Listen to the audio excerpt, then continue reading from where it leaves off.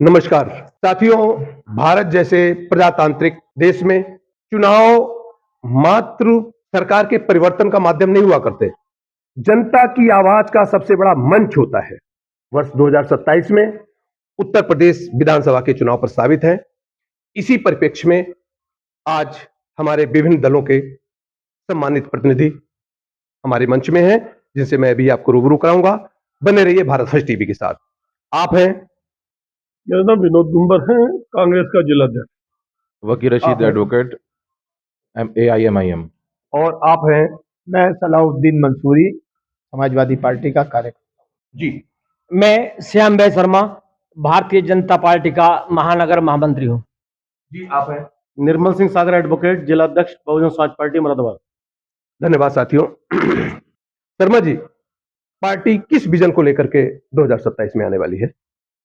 Bharatiya Janata party सबका साथ, सबका विकास और सबका विश्वास पर काम करती आई है और आगे भी करती रहेगी। इसी विजन लेके भारतीय जनता पार्टी लगातार आगे बढ़ रही है और हम लोग तीसरी बार पुनः उत्तर प्रदेश में भाजपा की सरकार बनाएंगे। ये मेरा निश्चित प्रण भी है, वायदा भी है, आशा। धन्यवाद शर्मा जी। गुंबर साहब, पार्टी की चुनावी रणनीति 2027 में क्या रहेगी? प्रकाश डालें। 2027 में देखिए, हम लोग एक तो आपकी बीजेपी की सरकार, डबल इंजन की सरकार, इन्होंने एक हमारी मनरेगा जैसी संस्था को इन्होंने खत्म करने की मतलब उसमें कोशिश की है। हम लोग उसमें 400 रुपये मजदूरी देते थे और 250 दिन का उनको करवाते थे। इसको उन्होंने नाम बदल दिया। नाम में कोई आपत्ति नहीं, राम का नाम ले दिया। राम अच्छा नाम है, लेकिन राम के नाम को ठगा जा रहा है।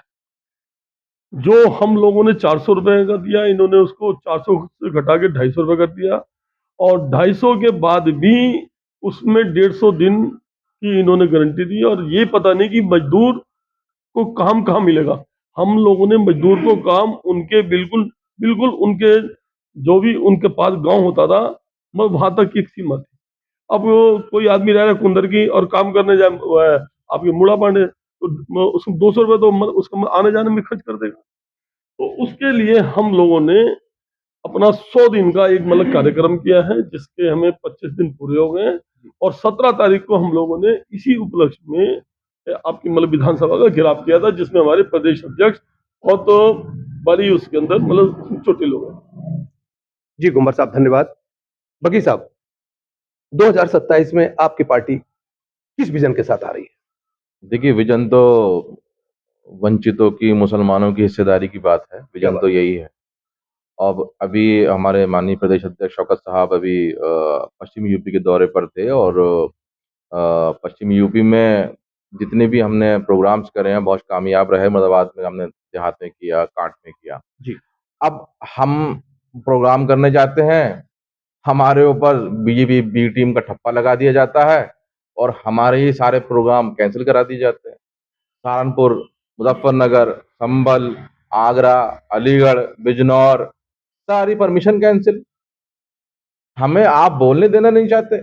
जो काम समाजवादी करती थी, अखिलेश जी करते थे, हमारी परमिशन नहीं होती थी प्रोग्राम की, वैसे साहब आ नहीं सकते थे, वही काम बीजेपी कर रही है। तो ये दोनों एक ही सिक्के के दो पहलू हैं और 2027 में जनता जो है वो बताएगी, तीसरे मोर्चे की सरकार बनेगी। सलाउद्दीन साहब, किन मुद्दों पर आपकी पार्टी आ रही है 2027 में? लोकतंत्र को बचाने का मुद्दा रहेगा। पिछड़ा, दलित, अल्पसंख्यक, मुसलमान, पीडीए के सम्मान का मुद्दा रहेगा। दूसरी बात, रोजगार, स्वास्थ्य, शिक्षा फ्री होने का मुद्दे पर चुनाव समाजवादी पार्टी लड़ेगी। और आपको मैं एक बात बता दूं, जो काम उत्तर प्रदेश की सरकार को करने चाहिए वो काम इस वक्त उत्तर प्रदेश में पूर्व मुख्यमंत्री अखिलेश यादव जी विपक्ष में रहकर कर रहे हैं। 2 बीएलओ मुरादाबाद के अंदर हमारे मरे, दोनों बीएलओ को 2-2 लाख रुपए की उन्होंने समाजवादी पार्टी के फंड से सहायता दी। अभी एक को मैं देकर आ रहा हूँ, 2 लाख रुपए पार्टी कार्यालय के अंदर। कल ही उन्होंने मुझे चेक लखनऊ के अंदर दिया था ना, वो थी गुलनाज तबस्सुम और एक सर्वेश जी मरे थे। तो जो काम सरकार को करना चाहिए था वो काम विपक्ष में रहकर समाजवादी पार्टी के राष्ट्रीय अध्यक्ष अखिलेश यादव कर रहे हैं। तो बताइए, कल को जब चुनाव होगा तो ये जनता से मेरी यही अपील रहेगी कि ऐसा आदमी होना चाहिए जो नौजवानों की, किसानों की, मजदूरों की और बेसहारा लोगों की मदद करने, विपक्ष में भी मदद करता हो तो सरकार में और ज्यादा मदद करेगा। बहुत अच्छी बात, बहुत अच्छी बात। सागर साहब, 2027 के चुनाव सन्निकट हैं। सभी पार्टियों के द्वारा दिशा निर्देश निर्गत कर दिए गए हैं। तो इस चुनाव में कौन सा मुद्दा लेकर उतर रही है आपकी पार्टी? देखिए, बहुजन समाज पार्टी 2007 की रणनीति को लेकर के आगे बढ़ रही है। 2007 में भी बहुजन समाज पार्टी की मुखिया आदरणीय बहन कुमारी मायावती ने अपने दम पर सरकार बनाई थी और आज वर्तमान के हालात ये हैं, चाहे वो केंद्र की सरकार हो या उत्तर प्रदेश की सरकार हो, खासकर उत्तर प्रदेश की जनता इस समय बदलाव चाहती है, क्योंकि इतनी दिक्कत परेशानी आज तक किसी सरकार में किसी ने नहीं झेली। सब लोगों ने सब सरकारें देखी हैं। अगर आप सब सरकारों को आकलन करें, चाहे वो समाजवादी की सरकार हो, भाजपा की सरकार हो, कांग्रेस की सरकार हो या बसपा की सरकार हो, अगर आज मुख्यमंत्री की बात करते हो तो बहन जी जैसा लॉ एंड ऑर्डर आज तक कोई किसी मुख्यमंत्री ने नहीं दिया है। धन्यवाद सागर साहब, धन्यवाद। शर्मा जी, एनडीए के सहयोगी दल आगामी 2027 में सब एकजुट और एक साथ हैं, क्या कहना चाहेंगे? एनडीए के जो घटक दल हैं एक साथ थे, एक साथ हैं, एक साथ रहेंगे। लगभग 42 घटक दल हैं और सब अपनी मजबूती से खड़े हैं और भारतीय जनता पार्टी के साथ, चाहे सरकार केंद्र की हो, प्रदेश की हो, कंधे से कंधा मिला के चल रहे हैं और विकास में सहयोग मिल रहे हैं। घुमर साहब, आगामी चुनाव में क्या पार्टी अपना गठबंधन बनाएगी जिसका खुद नेतृत्व करेगी या किसी गठबंधन में शामिल होगी, क्या कहना चाहेंगे आप? हमारी इच्छा है कि पार्टी को अपनी ताकत दिखानी चाहिए और पार्टी के हम अच्छे कार्यकर्ता हैं, पार्टी के बहुत अच्छे हमारे कार्यकर्ता हैं, लीडर हैं। हम चाहते हैं कि चुनाव हम अपने बलबूते पे लड़ें। उसका ट्रायल हम उसका जिला पंचायत में हम लोगों ने कहा है कि हम बिल्कुल एक ही उसमें हम चुनाव लड़ेंगे, हम किसी के साथ गठबंधन नहीं करेंगे। लेकिन क्या ऐसी आपकी हिंदुस्तान में, उत्तर प्रदेश में परिस्थिति आती है, उसका निर्णय हमारे ऊपर के लोग जो हाई कमान है वो करेंगे, जो उनका फैसला होगा उसको मानेंगे। हाँ, बिल्कुल, बहुत अच्छी बात। बकी साहब, पार्टी आपकी अकेले मिशन लेकर के चल रही है या किसी के साथ गठबंधन में शामिल होगी? देखिए, माननीय प्रदेश अध्यक्ष शौकत साहब ने ऐलान किया था कि हम तो 200 सीटों पर तैयारी हमारी पूरी है। अच्छा, तो एक आम कार्यकर्ता होने के बाद नाते हम तो कहते हैं कि हम तो 200 सीटों पर चुनाव लड़ें। अब ये तय करना शीर्ष नेतृत्व का काम है, लेकिन हम ये कहते हैं कि सरकार कोई भी बनाए, जी, हमारा सरकार बनाने का दावा नहीं है, लेकिन अगर उसमें मुसलमानों को हिस्सेदारी नहीं दी जाएगी और मुसलमानों को हिस्सेदारी भीख के तौर पर नहीं दी जाएगी, उनके हक के तौर पर दी जाएगी। क्या बात? हाँ, अगर आप ये सोच के दे रहे हैं कि आप खाली अफ्तार की पार्टी दे देंगे, आप हमें खजूर खिला देंगे, वो काम नहीं चलने वाला। चाहे वो बीजेपी करे या समाजवादी करे या कांग्रेस करे, हमें उस बात से मतलब नहीं। हमारा मतलब है कि आप 100 डीएम बनाते हैं, आप 100 चपरासी बनाते हैं, आप 100 टीचर बनाते हैं, तो उसमें से हमारी आबादी के हिसाब से 20% आप हमें बनाइए। मुलायम सिंह जी ने जो है वो वादा किया था 18% आरक्षण देने का। कांग्रेस भी गाहे बगाहे करती रहती है, तो हम चाहते हैं कि हमें मिलना चाहिए। बहुत अच्छी बात होगी साहब। सलाउद्दीन साहब, पार्टी गठबंधन में ही शामिल होगी या कहीं लग रहा है कि कुछ अकेले करके दिखाने के मूड में है, क्या कहना चाहेंगे? देखिए, 2024 में इंडिया गठबंधन के नेतृत्व में चुनाव लड़ा गया है और हमारे राष्ट्रीय अध्यक्ष जी बराबर कह रहे हैं कि इंडिया गठबंधन पूरी तरीके से मजबूती के साथ चुनाव लड़ेगा। मजबूती के साथ इंडिया गठबंधन खड़ा है और बीजेपी का पूरी तरीके से मुकाबला करने के लिए इंडिया गठबंधन तैयार है, कहीं पीछे नहीं है। बहुत अच्छा, पीछे है बिल्कुल। कहां पर पीछे है बता दें, किस जगह पीछे है? बताएं। इंडिया गठबंधन जो है कहां पर पीछे है? अभी ओम बिरला जी के लिए ये अविश्वास प्रस्ताव लेके आ रहे थे जी। इंडिया गठबंधन में 240 एमपी हैं। अब 240 एमपी साइन तो कर देते उसके ऊपर, वहां तो 100 भी नहीं पहुंच पाए।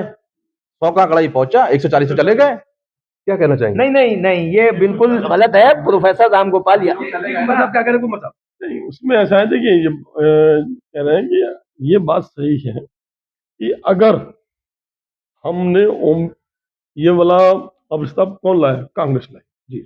140 लोगों ने साइन किया, आना चाहिए था सब कोई मतलब प्लेटफॉर्म पे। बिहार में चुनाव हुए, गठबंधन के साथ चुनाव हुए, लेकिन कुछ ऐसी सीटें थी, 5 सीटें ऐसी थी जिसके अंदर कांग्रेस भी चुनाव लड़ी और आपका गठबंधन भी लड़ा।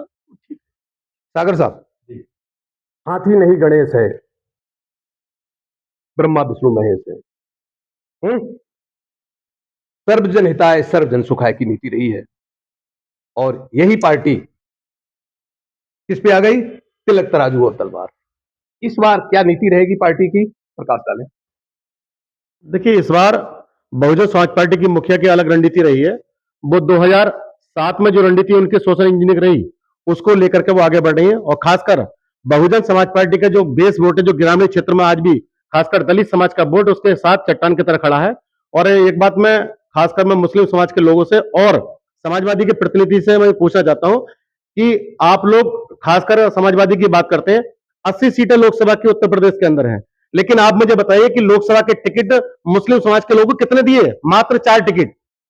आप जनपद मुराद में हम इस समय हैं, क्या रुचि बीरा जी का टिकट एंड टाइम पर कटा? क्या माननीय डॉक्टर एस टी हसन की कौन सी गलती थी उनका टिकट काट करके रुचि बीरा जी को वहां से दिया गया? तो इस बार 2027 में बहुजन समाज पार्टी की मुखिया उत्तर प्रदेश की 5 बार मुख्यमंत्री बनने जा रही हैं, क्योंकि उनके साथ जो खासकर जो 85% लोग इस प्रदेश का 85% समाज है, जो आज तक दबा कुचला समाज है, जो 15% लोगों ने आज तक उनको बराबर की भागीदारी नहीं दी, 85% और सर्व समाज का वोट उनके साथ खड़ा है, और हम वो पूर्ण बहुमत की सरकार 27 में बनाने जा रहे हैं। धन्यवाद सागर साहब।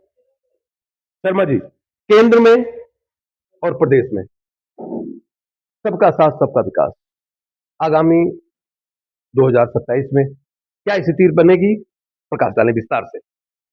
देखिए, भारतीय जनता पार्टी विकास की बात करती है, कानून व्यवस्था की बात करती है, और आज जो जनता है, चाहे प्रदेश की हो या देश की हो, वो 2027 छोड़िए 2047 तक का मन बना चुकी है कि भारतीय जनता पार्टी सरकार केंद्र में भी रहेगी, प्रदेश में भी रहेगी, और विकास के आधार पर रहेगी, कानून व्यवस्था के आधार पर रहेगी। क्या बात है शर्मा जी, क्या बात है। इसीलिए पंचायत चुनाव टाले जा रहे हैं। जी सलाउद्दीन साहब, एक नारा था 22 में साइकिल, फिर आया साइकिल ही चलेगी, इस बार क्या कहना चाहेंगे? साइकिल ही चल रही है। गरीब और बेसहारा लोगों का जो सहारा है वो साइकिल है। पेट्रोल अगर 150 रुपए या 200 रुपए लीटर भी हो जाएगा, डीजल 100 रुपए लीटर भी हो जाएगा, या 120 रुपए लीटर भी हो जाएगा, उसकी जेब में पैसा अगर नहीं है तो वो कार भी खड़ी रह जाएगी, स्कूटी भी खड़ी रह जाएगी, मोटरसाइकिल भी खड़ी रह जाएगी। साइकिल चलती रहेगी, साइकिल तो चलती रहेगी, पेडल मारते रहेंगे, साइकिल चलती रहेगी। बहुत अच्छा सलाउद्दीन साहब। साइकिल चलती रहेगी और लोगों का खून जलता रहेगा। वो खून जला जला के साइकिल चलाएंगे ना। नहीं, हम खून जला क्यों रहे हैं? खून जला क्यों रहे हैं लोग, ये बताओ। हमारी तो साइकिल चल रही है, पेडल मारना है, साइकिल चल रही है, हैंडल पकड़े में, खून जलाना है लोग अपना। हम क्या कर सकते हैं उसमें चलने वाले? हम लोग जो बात करते हैं, हाँ ध्यान रखें। बैलगाड़ी लाते हैं ये। जी मैं बात करता हूँ हक की बात ओवैसी के साथ जी। उसके बाद बात आ गई अल्पसंख्यक, दलित, वंचित, सब एक साथ। ये नीति लेकर के चल रही है आपकी पार्टी, क्या कहना चाहेंगे आप आगे? देखिए, जो यहाँ का दलित समाज है उस पर लगातार इतना जुल्म है। आज भी आप देखिए कि घोड़ी पे चढ़ जाए तो जो सामंतवादी लोग हैं, जो स्वर्ण समाज तथा कि अपने आप को कहता है, उसको मारने पीटने चढ़ जाता है, और वो अपने आप को फिर राष्ट्रवादी भी कहता है। ये राष्ट्र है, बताइए। तो हम तो दलितों के साथ हैं, दलितों को वो भी मजलूम है, हम भी मजलूम हैं। तो ये तो मजलूमों की एकता का मामला है, दलितों की और मुसलमानों की, और ये एक नेचुरल अलायंस भी है। अगर ये बनता है तो बहुत अच्छी बात है, बन जाए, क्योंकि इससे हमारा देश मजबूत होगा। और जहाँ तक बात रही है कि ओवैसी साहब की जो बात चल रही है, तो ओवैसी साहब देखिए मुसलमानों में जागरूकता पैदा कर दी है, वो जागरूकता पैदा हो गई है। लोग अब सवाल कर रहे हैं।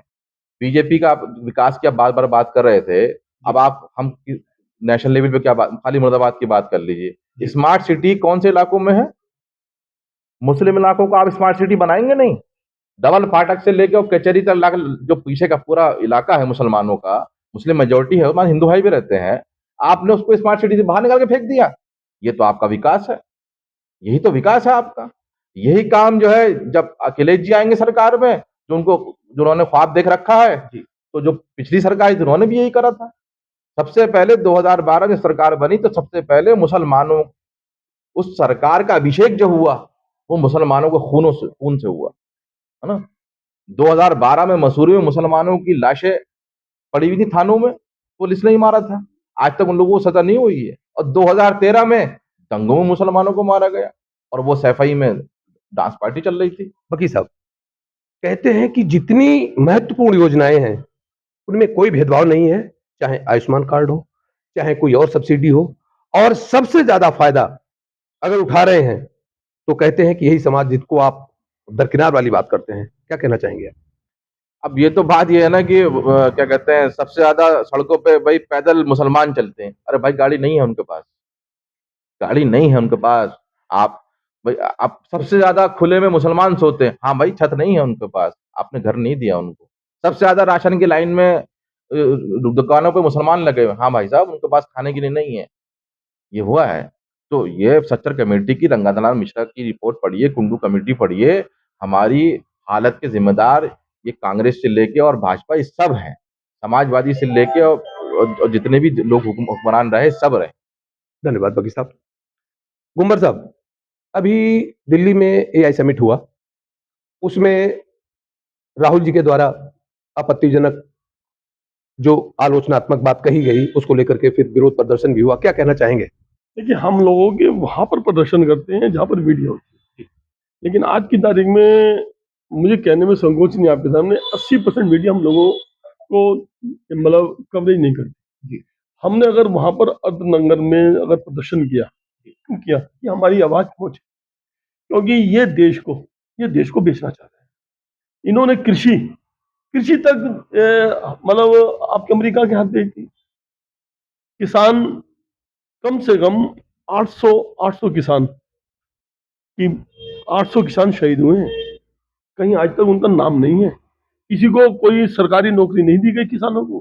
कहीं उनके घर पे ये नहीं दिया गया, अनाज नहीं दिया गया। 800 किसानों की शहादत हुई है हिंदुस्तान के अंदर।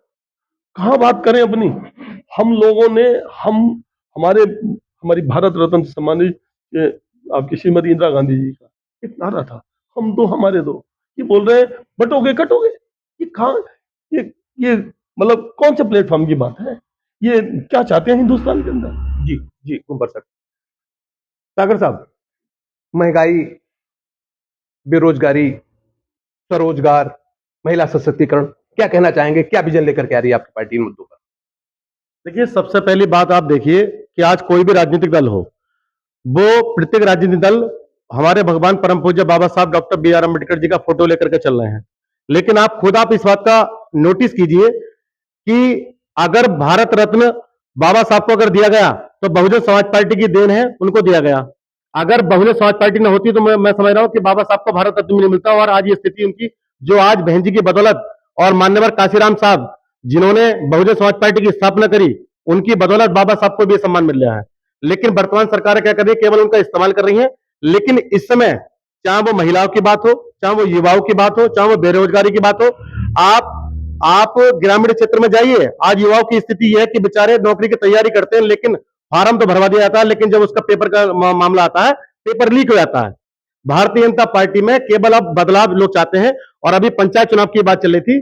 देखिए, लास्ट टाइम अगर पंचायत चुनाव की बात करें, बहुजन समाज पार्टी नंबर 1 की पार्टी पिछली बार बन के आई थी। 12 सीटें बहुजन समाज पार्टी ने जीती थी, 10 सीटें समाजवादी ने जीती थी और 8 सीटें भारतीय जनता पार्टी ने जीती थी।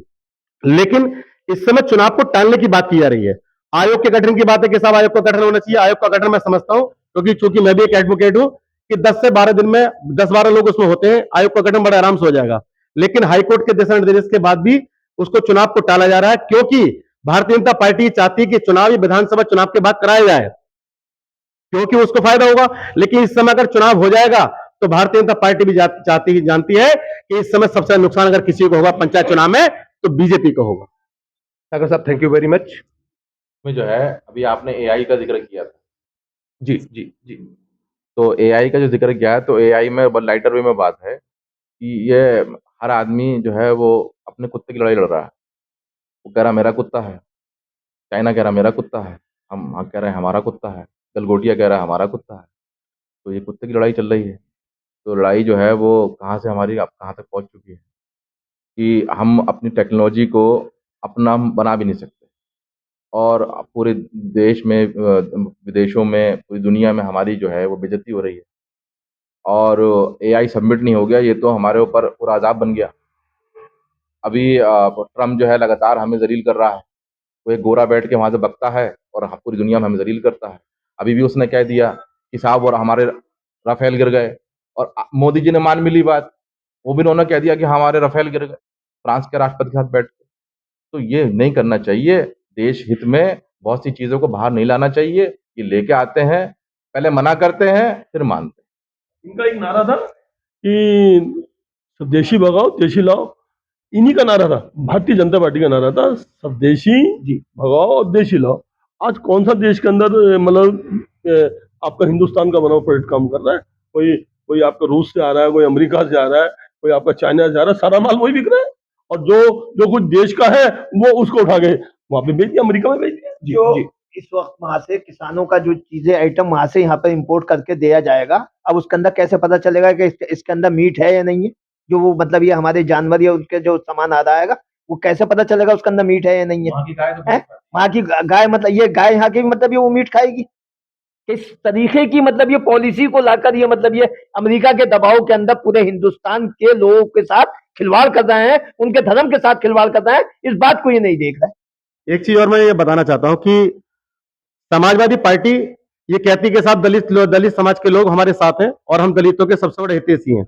लेकिन मैं आपके चैनल के माध्यम से बताना चाहता हूं कि 2014 में यशवीर सिंह धोबी जी नगीना से सांसद रहे, और संसद के अंदर अगर आरक्षण बिल अगर किसी ने फाड़ने का काम करा था तो वो यशवीर सिंह धोबी जी ने फाड़ने का काम करा था। तो आपके चैनल से बताना चाहता हूं कि अगर दलित विरोधी है तो वो भी समाजवादी भी दलित विरोधी है, उसमें कोई कमी नहीं है। एआई समिट के नाम पे जहां अंतर्राष्ट्रीय मीडिया मौजूद था, वहां अर्धनग्न प्रदर्शन करना देश का कहीं ना कहीं मान घटाना है, और देश का मान घटाया गया है, कहीं ना कहीं प्रयास किया गया है, अनुचित और कुत्सित प्रयास है, जिसकी जितनी भसरस की जाए वो सही है। गलगोटिया यूनिवर्सिटी बंद कर दी है ना यूनिवर्सिटी, जी तो कार्रवाई मान्यता ले ली है ना वहां पे। सभी साथियों का हृदय से आभार कि आप सभी ने भारत फर्स्ट टीवी के मंच को साझा किया, और इसी के साथ साथ सभी साथियों से मेरा अनुरोध भी है कि 2027 का मंथन आप भी करें, और आप भी किस तरीके की कैसी सरकार और इसमें क्या बदलाव और इसी डबल इंजन की सरकार के बारे में क्या राय रखते हैं,